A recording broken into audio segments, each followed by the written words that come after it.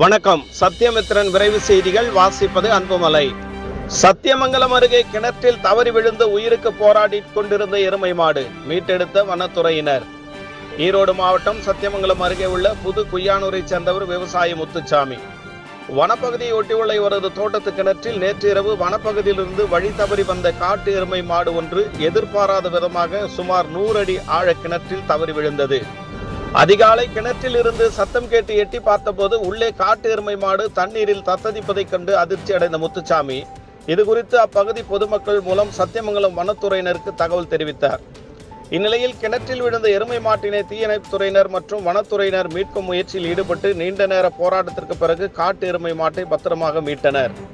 வனத்துறை மருத்துவர் அதற்கு முதலுதவி சிகிச்சை அளித்தார். அதன் பின்னர் அடர்ந்த வனப்பகுதிக்கு காட்டு எருமை கொண்டு செல்லப்பட்டது. 10 மணி நேரம் போராடி மீட்ட வனத்துறையினருக்கு அப்பகுதி மக்கள் பாராட்டு தெரிவித்தனர். சத்தியமித்திரன் செய்திகளுக்காக ஈரோடு மாவட்ட செய்தியாளர் பி. நிசாம் பாஷா, ஒளிப்பதிவாளர் சிவகுமார்.